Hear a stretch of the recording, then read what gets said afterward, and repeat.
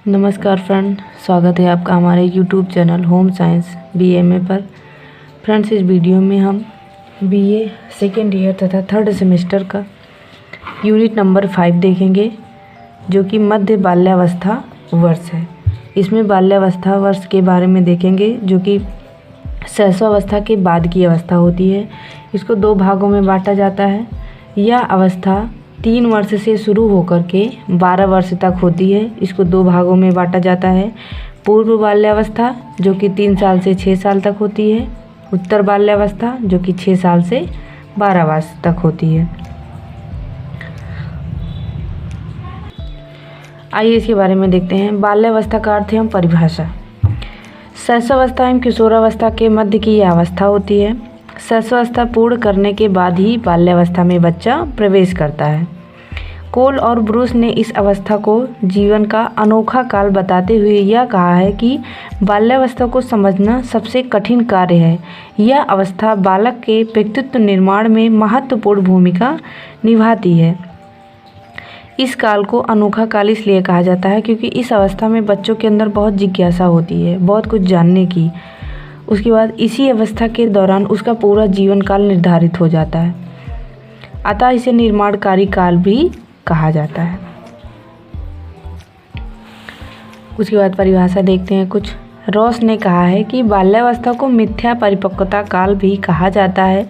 बाल्यावस्था वैचारिक क्रिया अवस्था है। इसमें बालक अपनी प्रत्येक क्रिया पर विचार करता है। किलपैट्रिक ने कहा है कि बाल्यावस्था को प्रतिद्वंदिता का काल भी माना जाता है। उसके बाद है बाल्यावस्था का वर्गीकरण। जैसा कि पहले हमने आपको बताया कि इसको 2 भागों में बांटा गया है, पूर्व बाल्यावस्था तथा उत्तर बाल्यावस्था। पूर्व बाल्यावस्था 2 वर्ष से 6 वर्ष तक, और जो उत्तर बाल्यावस्था है वह 6 वर्ष से 12 वर्ष तक। उसके बाद थोड़ा सा प्रारंभिक या पूर्व बाल्यावस्था के बारे में देखते हैं। इस अवस्था को प्राक स्कूल या प्री स्कूल या पूर्व शालेय अवस्था भी कहा जाता है। यह 2 वर्ष से प्रारंभ होकर 6 वर्ष तक चलती है। इस अवस्था को प्रॉक्टोली अवस्था कहा जाता है क्योंकि इस अवस्था में बालक समूहों में खेलना तथा अन्य क्रियाकलाप आदि करना प्रारंभ कर देते हैं। इस आयु में खिलौनों की आयु, जिज्ञासा की आयु एवं खोजपूर्ण आयु के रूप में भी जाना जाता है। इसे बालक के संपूर्ण विकास के लिए महत्वपूर्ण अवधि माना जाता है क्योंकि बालकों का संज्ञानात्मक, बौद्धिक, सामाजिक, संवेगिक तथा भाषाई विकास इसी अवस्था में होता है। उसके बाद देखते हैं पूर्व बाल्यावस्था की विशेषताएं क्या होती हैं। इस अवस्था की जो मुख्य विशेषता होती है उसको हम देखते हैं। सबसे पहली विशेषता यह होती है, यह एक समस्या की अवस्था होती है। इस अवस्था को समस्यात्मक अवस्था कहा जाता है क्योंकि इस अवस्था में जो बालक होते हैं थोड़ा जिद्दी हो जाते हैं, बात को नहीं मानते हैं तथा इस अवस्था में बच्चों को संभालना थोड़ा मुश्किल आ जाता है, इसीलिए इसको समस्या की अवस्था कहा जाता है। उसके बाद उत्सुकता की अधिकता। इसमें बहुत कुछ जानने की उत्सुकता होती है। खेल एवं खिलौनों में अभिरुचि, खेल खिलौनों में ज़्यादा अभिरुचि होती है। उसके बाद अनुकरण की प्रवृत्ति, मतलब अनुकरण मतलब नकल उतारने की प्रवृत्ति, जैसा वो बड़ों को देखते हैं वैसा करने की इसमें प्रवृत्ति होती है। उसके बाद देखते हैं उत्तर बाल्यावस्था, जिसको विद्यालयी अवस्था कहा जाता है। यह अवस्था 6 वर्ष से लेकर के 12 वर्ष तक चलती है। इसे मध्य बाल्यावस्था भी कहा जाता है। बालकों में 6 से 12 वर्ष तक, बालिकाओं में 6 से 10 वर्ष की उत्तर बाल्यावस्था या मध्य बाल्यावस्था कहा जाता है। इसको विद्यालयी अवस्था कहा जाता है क्योंकि इस अवस्था में बच्चे रेगुलर रूप से विद्यालय जाना शुरू कर देते हैं। इस अवस्था में बच्चे घर से बाहर निकलते हैं। इनका दायरा परिवार की 4 दीवारी से विस्तृत हो जाता है और ये बाहर विद्यालयों में मित्रों के साथ समूह बनाते हैं। उसके बाद देखते हैं उत्तर बाल्यावस्था की विशेषताएं। इसमें क्या विशेषताएं होती हैं। प्रारंभिक शिक्षा हेतु विद्यालय में प्रवेश। इसमें जो रेगुलर रूप से शिक्षा ग्रहण की जाती है उसमें प्रवेश करते हैं। समूह तथा मित्रों का अधिक प्रभाव, लड़ाई झगड़े की अधिक प्रवृत्ति, उत्पात करने की अधिक प्रवृत्ति तथा सृजनात्मक कार्यों में रुचि। उसके बाद आगे देखते हैं तार्किक शक्ति में वृद्धि होती है। विज्ञान कला में उच्च रुचि होती है। स्पष्टीकरण में उपमाओं का उपयोग होता है। समस्या समाधान कौशल का विकास होता है। धारणा एवं अवलोकन को शक्तियों का उत्सुक हो जाना होता है। उसके बाद देखते हैं बाल्यावस्था के विकासात्मक पाठ, उनके विकासात्मक कार्य कौन से होते हैं। आगे देखते हैं माता पिता को बच्चों के भविष्य में क्या उम्मीदें करनी चाहिए, इसके विषय में सहायता प्रदान करता है। बालकों को उनकी आयु विशेष के व्यवहारों को सीखने के लिए प्रेरित करता है। शिक्षकों तथा अभिभावकों को यह जानने में सहायता करता है कि बालक किस आयु विशेष में क्या सीखने में समर्थ होगा। उसके बाद देखते हैं प्रारंभिक बाल्यावस्था के विकासात्मक पाठ, इसमें क्या विकासात्मक पाठ बच्चों को पढ़ाना चाहिए। जो 2 से 6 वर्ष के होते हैं उनको चलना सिखाया जाता है, दैनिक क्रियाएं करना, दांतों को साफ करना तथा मलमूत्र करना, बातचीत करना, सामाजिक संबंध बनाना, लिंग भेद करना, भोजन करना, शारीरिक संतुलन बनाना, संवेगात्मक संबंध बनाना, सही गलत में अंतर करना आदि। उसके बाद उत्तर बाल्यावस्था के विकासात्मक पाठ के बारे में देखते हैं। जो 6 वर्ष से 12 वर्ष के बालक या बालिकाएं होती हैं उनको क्या सिखाना चाहिए। हम उम्र संगी साथियों के साथ मिलना जुलना, खेलना, पढ़ना लिखना आदि विभिन्न प्रकार के खेलों को खेलना एवं दैनिक क्रियाओं को सुचारू रूप से करना, सामाजिक क्रियाकलापों में भाग लेना एवं सामाजिक अनुमोदन प्राप्त करना, लिंग भेद करना तथा स्त्रियोचित एवं पुरुषोचित भूमिकाओं को सीखना, आत्मनिर्भरता एवं स्वतंत्रता प्राप्त करने का प्रयास करना। उसके बाद देखते हैं शारीरिक विकास। शारीरिक विकास का अर्थ एवं परिभाषाएं। शारीरिक विकास क्या होता है, जो हमारी लंबाई तथा शारीरिक रूप से हमारा जो विकास होता है। स्वस्थ शरीर में स्वस्थ मन का निवास होता है, इसके लिए व्यक्ति का शारीरिक विकास होना आवश्यक होता है। जो शारीरिक विकास होता है वो सिर से पैर तक सभी अंगों, इंद्रियों तथा उनकी क्रियाओं से युक्त रचना को मानव शरीर संज्ञा दी गई है तथा इन सभी का विकास शारीरिक विकास कहलाता है। शारीरिक विकास से तात्पर्य बालक के आयु अनुरूप शारीरिक आकार, शारीरिक अनुपात, हड्डियों, मांसपेशियों, दांत तथा तंत्रिका तंत्र के समुचित विकास से है। शारीरिक विकास का मतलब उसका पूरा शारीरिक रूप से विकास होना, जो कि हमें प्रत्यक्ष दिखाई देता है। हर्बर्ट सोरेनसन के अनुसार शारीरिक विकास उत्तरोत्तर परिवर्तन एवं परिपक्वता की ओर संकेत करता है व धीरे धीरे आगे की तरफ बढ़ाता है। कोल एवं मॉर्गन के अनुसार, उसके बाद देखते हैं कोल एवं मॉर्गन के अनुसार विकास ही परिवर्तन का आधार है। यदि बालक का शारीरिक विकास नहीं होता तो वह कभी प्रौढ़ नहीं हो सकता था। उसके बाद देखते हैं शारीरिक विकास की विशेषताएं। जो बच्चे की शारीरिक विकास होती है उसकी क्या क्या विशेषताएं होती हैं। पहली विशेषता यह है कि शारीरिक विकास दृष्टिगत होता है। जो दृष्टिगत होता है हमें दिखाई देता है। बच्चा जैसे जैसे बढ़ता जाता है, जैसे जैसे उसका शारीरिक विकास होता है वह हमें प्रत्यक्ष रूप से दिखाई देता है। उसके बाद दूसरा है शारीरिक विकास गर्भाधान के समय ही शुरू होता है। जब बच्चे का गर्भाधान की प्रक्रिया शुरू होती है तो उसका शारीरिक विकास शुरू हो जाता है। शारीरिक विकास की गति विभिन्न अवस्थाओं में भिन्न भिन्न रहती है। जैसे जीवन की प्रत्येक अवस्थाएं होती हैं तो प्रत्येक अवस्थाओं में जो विकास की गति होती है वह अलग अलग होती है। किसी में धीमी होती है तथा किसी में तेज हो जाती है। उसके बाद शारीरिक विकास का एक निश्चित क्रम होता है। शारीरिक विकास नवीन स्वरूप को धारण करता है। नवीन स्वरूप को धारण का मतलब उसका शरीर धीरे धीरे आकार में बढ़ता जाता है। उसके बाद शारीरिक अनुपात में परिवर्तन हो जाता है। उसके बाद उसके आंतरिक अंगों का भी विकास होता है। जैसे जैसे बच्चे के बालक के बाह्य अंगों का विकास होता है उसी तरीके से उसके आंतरिक अंगों का भी विकास होता है। उसके बाद देखते हैं शारीरिक विकास के प्रकार। शारीरिक विकास जो होता है वो 2 प्रकार से होता है। एक बाह्य या शारीरिक रचना का विकास होता है, दूसरा आंतरिक या शारीरिक क्रिया का विकास होता है। बाहरी विकास वह होता है जो हमें दिखाई देता है, जैसे शरीर के आकार, प्रकार, आकृति, भार, ऊंचाई तथा अस्थियों का विकास होता है। उसके बाद आंतरिक या शरीर क्रिया विकास जैसे पाचन तंत्र, श्वसन तंत्र, उत्सर्जन तंत्र इत्यादि संबंधित अंगों की एवं उनकी क्रियाविधि का विकास होता है। उसके बाद देखते हैं शारीरिक विकास का क्षेत्र। शारीरिक विकास का जो क्षेत्र होता है कहाँ तक फैला होता है। सबसे पहले संपूर्ण शारीरिक रचना। जो शारीरिक विकास होता है संपूर्ण शारीरिक रचना का होता है। उसके बाद तंत्रिका तंत्र का होता है। तंत्रिका तंत्र में निम्न अंगों को देखते हैं, जैसे संवेगी तंत्रिका तंत्र, जैसे संवेदनाओं को मस्तिष्क तक जो पहुँचाती है। प्रेरक तंत्रिका तंत्र, ये फलस्वरूप होने वाली अनुक्रिया को प्रेरित करती है। मिश्रित तंत्रिका कोशिकाएं, ये कोशिकाएं बालक में संवेदी तंत्रिका तंत्र के विकास के कारण ही बालक की बुद्धि का विकास करती है। उसके बाद में मांसपेशियों का विकास। समन्वय तंत्र का विकास आदि। उसके बाद देखते हैं शारीरिक विकास का नियम। जो शारीरिक विकास का नियम होता है वो क्या होता है? शारीरिक विकास विशेष पैटर्न के साथ होता है। शारीरिक विकास का एक निश्चित क्रम होता है, जो कि यह आवश्यक नहीं कि सभी बालकों में शारीरिक विकास का एक ही निश्चित क्रम हो, तथा इसका कारण व्यक्तिगत विभिन्नताएं भी हो सकती हैं। उसके बाद इसमें देखते हैं जन्म के पूर्व बालक का विकास मुख्यतः उसके आनुवंशिक क्रम में होता है तथा जन्म के पश्चात बालक का विकास क्रमबद्ध होता है, जिसके दो मुख्य नियम होते हैं। पहला होता है मस्तिष्काधोमुखी विकास। इसमें क्या होता है? इसमें सबसे पहले बालक के सिर का विकास होता है, फिर धड़ का तथा अंत में पैर का।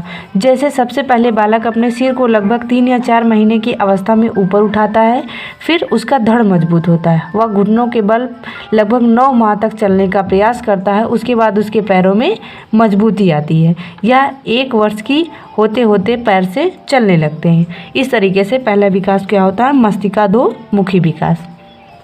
उसके बाद विकास का दूसरा नियम क्या देखते हैं? निकट दूर का नियम, केंद्रोमुखी विकास। इसमें क्या होता है? इस नियम का विकास पेट या छाती से शुरू होता है, दाईं तरफ दाईं हथेली तथा बाईं तरफ बाईं हथेली तक।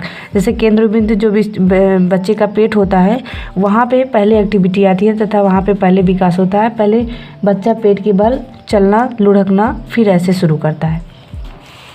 उसके बाद हम देखते हैं शारीरिक विकास को प्रभावित करने वाले कारक। कौन कौन से विकास शारीरिक को प्रभावित करते हैं तथा किनकी वजह से शारीरिक विकास पूर्ण रूप से नहीं हो पाता। सबसे पहले क्या है? अंतःस्रावी ग्रंथियाँ। जो अंतःस्रावी ग्रंथियाँ होती हैं, अगर उनका सही से विकास नहीं हुआ होता है तो बच्चे का भी शारीरिक रूप से विकास नहीं हो पाता है। उसके बाद अगला देखते हैं वंशानुक्रम।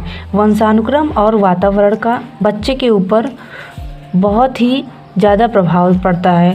वंशानुक्रम, जैसे उसके माता पिता होते हैं वैसे बच्चे का भी विकास होता है। और वातावरण वह होता है जो बच्चे के जन्म के बाद उसके आसपास के वातावरण या माहौल उसको मिलते हैं।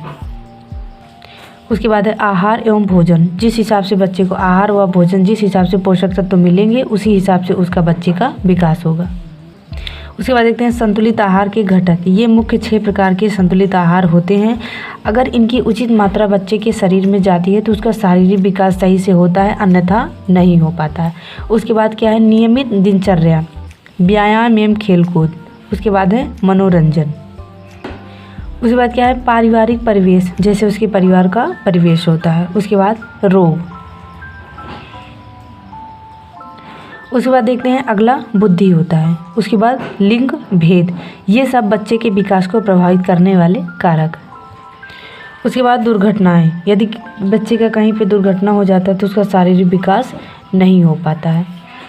उसके बाद देखते हैं शारीरिक विकृतियां। अगर शरीर में कोई दोष है, जैसे अस्थि विकार, वाणी दोष, गूंगापन व बहरापन, तो इस तरीके से उसका शारीरिक विकास नहीं हो पाता है। उसके बाद अगला है संवेदनशीलता। संवेदनशीलता की वजह से भी बच्चे का शारीरिक विकास नहीं हो पाता है। उसके बाद देखते हैं बाल्यावस्था में शारीरिक विकास। बाल्यावस्था में बालकों के भार एवं लंबाई दोनों में वृद्धि होती है। प्रायः लड़कियों का वजन लड़कों की अपेक्षा तेज गति से बढ़ता है।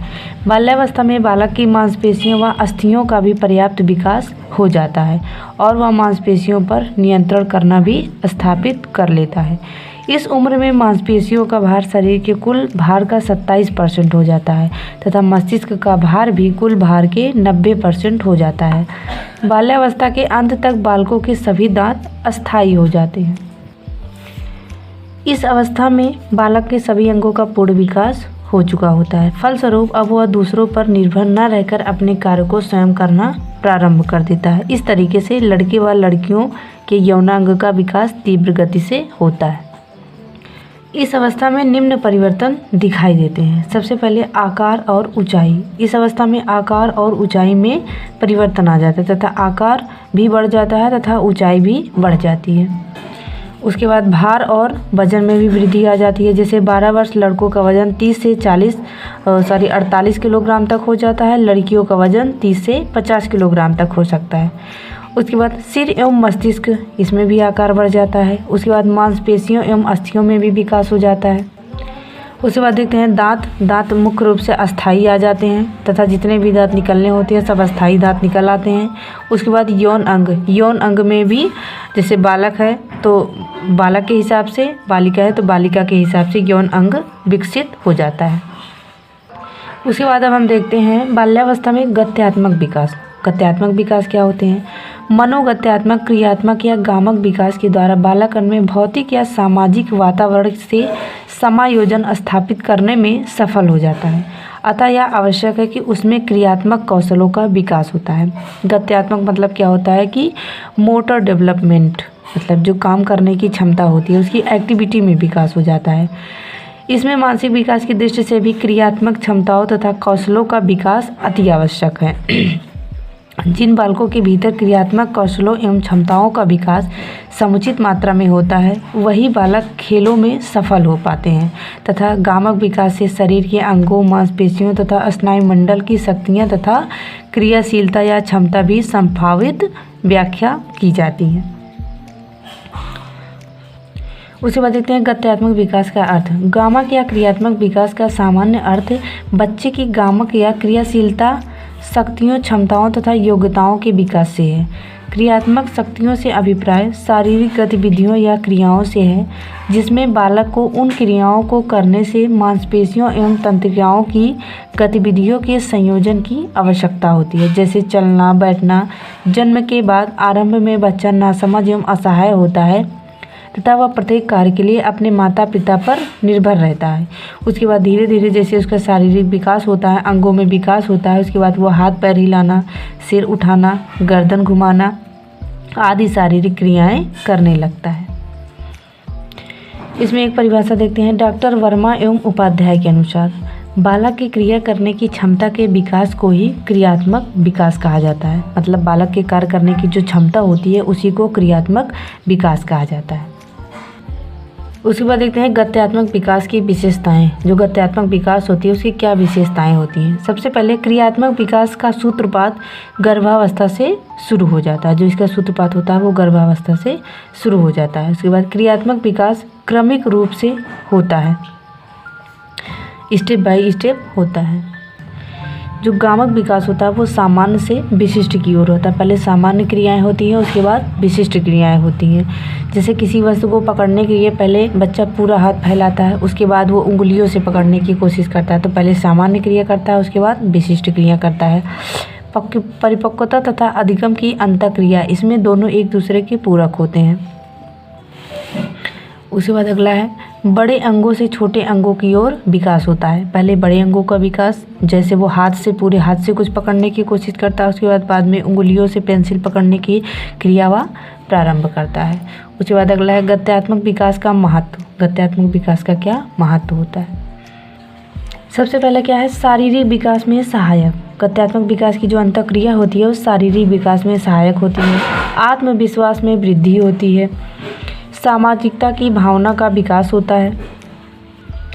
संवेगात्मक विकास में सहायक होता है। उसके बाद स्वावलंबन तथा आत्मनिर्भरता में सहायक होता है। मनोरंजन में सहायक होता है। उसके बाद आत्मसंतोष की अनुभूति भी पैदा होती है। अध्ययन में सहायक होता है तथा मानसिक विकास में भी सहायक होता है। उसके बाद स्व की भावना का विकास होता है। स्कूल समायोजन में सहायता मिलता है तथा सहायक होता है। उसके बाद उत्तम स्वास्थ्य, जब सारी प्रक्रियाएं सही रूप से चलती हैं तो बच्चे का उत्तम स्वास्थ्य भी होता है।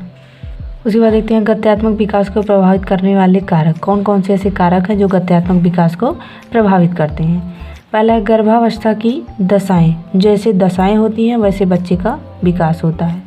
उसके बाद है शारीरिक विकास की दशाएं।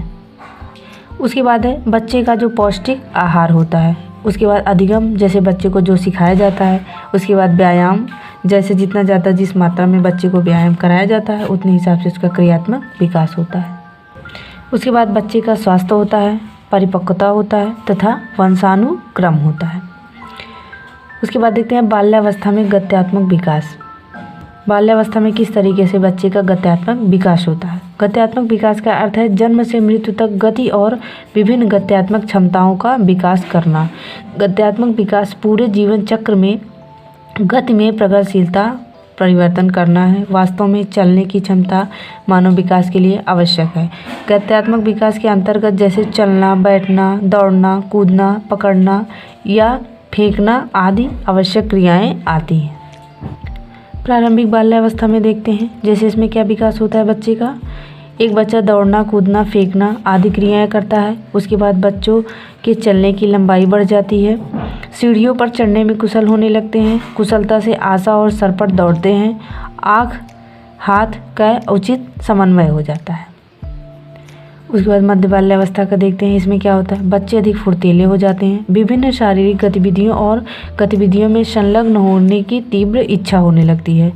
आँख हाथ पैर का उत्तम समन्वय होता है। मुद्राओं में बेहतर संतुलन हो जाता है। समन्वय क्षमता उच्च स्तर का विकसित होने लगता है तथा धीरे धीरे लचीलेपन धीमे स्तर पर विकसित होने लगता है। उसके बाद उत्तर बाल्यावस्था में देखते हैं। यौनावस्था की शुरुआत के कारण लड़कियां अस्थायी रूप से लड़कों की तुलना में लंबी हो जाती हैं। लड़कों और लड़कियों में क्षमता अलग अलग होने लगती है। अधिकांश बच्चे सबसे जटिल मोटर कौशल में निपुण होने लगते हैं।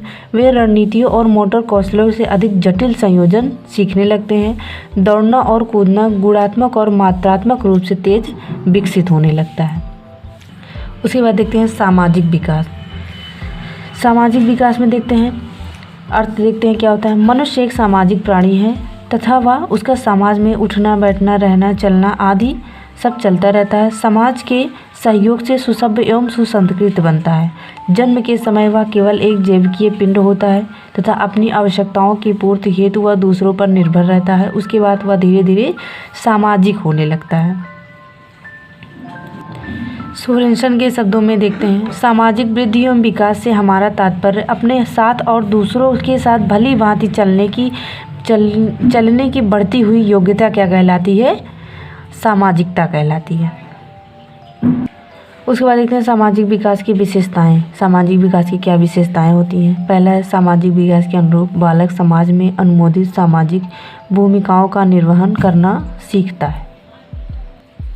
उसके बाद देखते हैं सामाजिक अपेक्षाओं के अनुरूप व्यवहार करने की योग्यताएं बालक प्राप्त कर लेता है। इसके द्वारा बालक में समाज के नियमों के अनुकूल व्यवहार करने की क्षमता भी विकसित हो जाती है। उसके बाद देखते हैं सामाजिक विकास को प्रभावित करने वाले कारक। कौन कौन से ऐसे कारक होते हैं जो सामाजिक विकास को प्रभावित करते हैं। पहला है पारिवारिक वातावरण। पारिवारिक जो वातावरण होता है वो सामाजिक को प्रभावित करता है।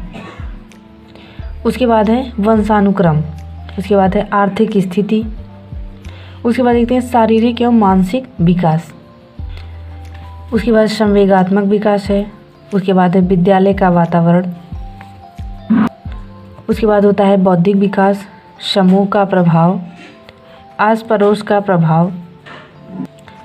उसके बाद भाई बहनों का भी प्रभाव पड़ता है। उसके बाद है भाषा।